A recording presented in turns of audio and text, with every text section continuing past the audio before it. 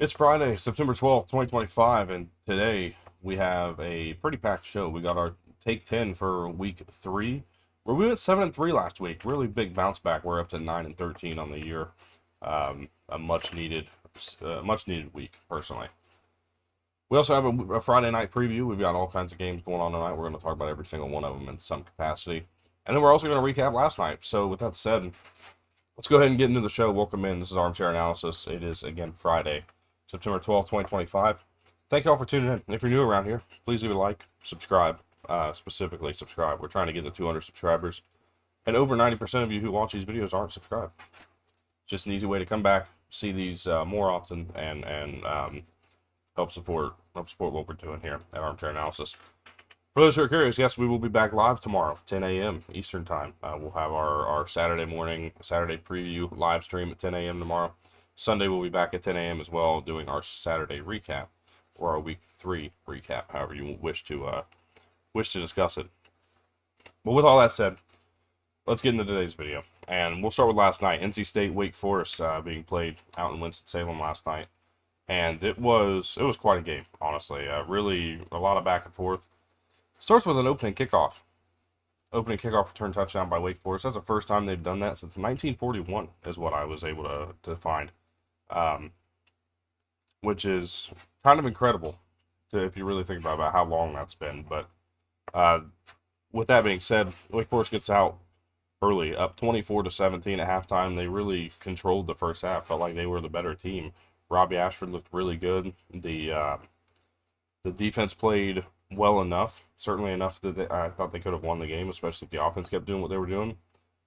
You get to the second half, though, and it was a totally different Robbie Ashford. It was a totally different offense, and NC State was able to kind of gain control and go on and win. They would go on and take that 34-24 over Wake Forest. So definitely a tough loss if you're Jake Dickert, if you're this Wake Forest team, but NC State came out and certainly imposed their will towards the end of this game. Really ran the ball well. Hollywood Smothers set a new career high, which he just set last week, by the way, against Virginia.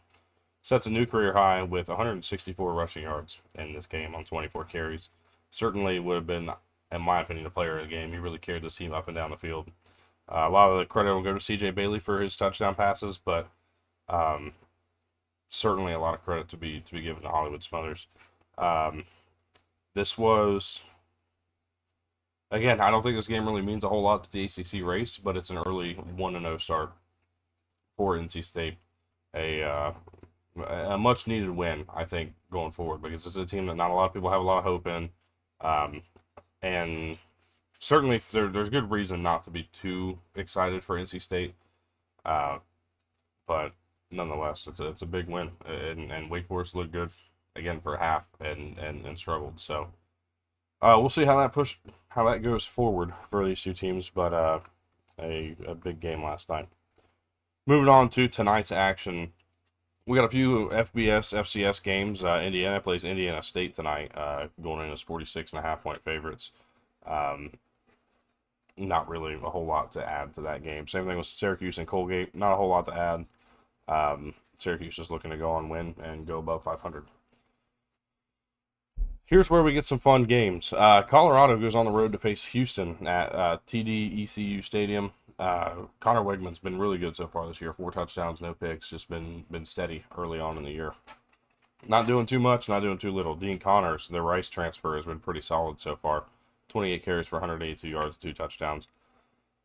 Colorado expected to start Ryan Staub at quarterback tonight, and that's a big deal. That's a big change for this offense.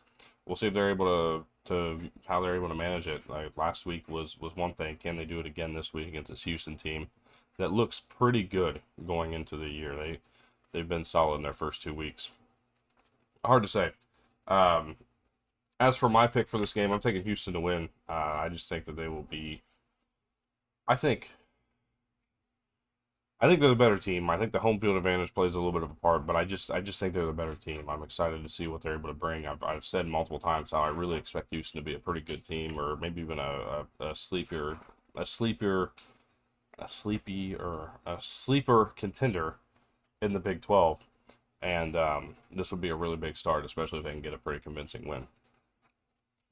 Moving on to the 9 p.m. kickoff, Kansas State at Arizona. Kansas State's been bad, and they're a favorite in this game, but they have not been good whatsoever. They're 1-2. They just lost last week to Army. Had the loss to Iowa State, and then a 3-point win over North Dakota. Arizona's 2-0, and they've done what they've needed to do in their 2 games. I'm really not impressed with Kansas State. I'm taking Arizona to win this game, given the fact that they are at home, and I just think, again, what we've seen from K-State has not been good and pretty disappointing. So, taking Arizona to get the job done at home tonight. At 10 p.m. on Big Ten Network, you got New Mexico traveling out to Pasadena to face UCLA, and Nico Iamaleava looking to lead his Bruins to their first win of the season. Meanwhile, you have New Mexico, who hung around with Michigan, got a win last week, looking to do it again, looking to win again, and I think they're going to be able to hang around. This is going to be a close game, because if I know anything that I've seen from Jason Eck over the last few years with him at Idaho, his teams are going to hang around with anybody, just because they're well coached, they're well disciplined, and they play a really good brand of football. And I'm expecting the same thing tonight. I think UCLA wins, but it's going to be a close game. That 14.5, I really like New Mexico to cover that. I almost put it on the take 10, but I decided to hold off on it due to other games I liked. But I think New Mexico will cover for sure tonight. So with that said, let's go ahead and push forward and go into this take 10. Again, we're 9-13 after a 7-3 week. Yeah, we went 1-9 in week 1, and we're 1-1 on week 0 predictions so far. But here we sit in week 3, 9-13, a great week last week. Again, 7-3, looking to do that again. If we go 7-3 again, we are at 500 after 3 weeks, and it felt really impossible. But we've got a lot here on this one, and it's going to start. We're going to ride the Memphis wave until it kills us, or until I see a line I don't like. Memphis minus 3.5 on the road against Troy. I know it's a road game. I know Troy hung around with Clemson last week. I don't really think that matters. I think that Memphis is the better team, and I think that if you take away the weather last week in that game against Clemson, Troy was really not the better team, and it showed in the second half. I'm going to take Memphis to cover that 3.5. Oregon minus 27.5 against Northwestern. They blew out Oklahoma State, and it wasn't even close. I almost took that last week. I'm going to take it this week against Northwestern, even though they're on the road. Preston Stone's not been good, and I don't even know if Preston Stone's going to start this week. I would assume he probably is, but it wouldn't surprise me if he doesn't. Oregon minus 27.5 against Northwestern. I think they'll cover that pretty comfortably. Nevada minus 9.5 against Middle Tennessee State. MTSU's been terrible this year to start. I mean, they're really bad. They got blown out of their own stadium against Austin Peay. If I'm not mistaken, they lost again last week too. Nevada minus 9.5. Love that. I like that really beyond 9.5, but we'll take it there. The Wolfpack at home, a big win. Florida International and Florida Atlantic face each other this weekend, and their over-under sits at 58.5. These are 2 really good offenses that I'm expecting to put up a lot of points. Over 58.5, it feels like a comfortable lock to me. Move on. The battle for Ohio, that has never been a battle, really. I don't think Ohio's ever beat OSU. But it sits at 51.5, the over does. And Ohio's put a lot of points on the board, but Ohio State's put a lot of points on the board. I think that we're going to see a pretty comfortable win for OSU, being Ohio State. But Ohio's going to put some points up too. I felt this game being somewhere around 56-21, so I think the over's certainly there. ECU, I've got them on here twice for specific reasons. ECU minus 7.5 against Coastal Carolina. Coastal's offense has been bad. They were held to just 13 points last week against Charleston Southern. They got absolutely destroyed at Virginia a couple weeks ago. I think East Carolina's a really good team, or a really solid team in the American. I think they're going to win this one comfortably. And then you got East Carolina, Coastal Carolina, that game, the under 56.5. Again, the Coastal offense hasn't been good. I don't expect ECU to score 50-plus points themselves. I look at this game and see probably a 31-14 type of game. If so, I like the under and ECU to cover in that game. First double we've done on a game this year, too. Boston College minus 13.5 against Stanford. I really like Dylan Lonergan and the offense that they've put together. Their defense has not been great. They gave up 42 last week in their loss at Michigan State, but it was an overtime loss. It was 42-40. I don't really expect Stanford to score 40 points. Stanford doesn't have the offense that Michigan State has, and that really doesn't even say a whole lot. But they don't. I'm taking Boston College to cover that 13.5. I think they'll win that comfortably. Utah minus 23.5 against Wyoming. The Utah offense has been great. They've already shown their hand in a lot of ways to this point. So 23.5 at Wyoming, not really a difficult one to me.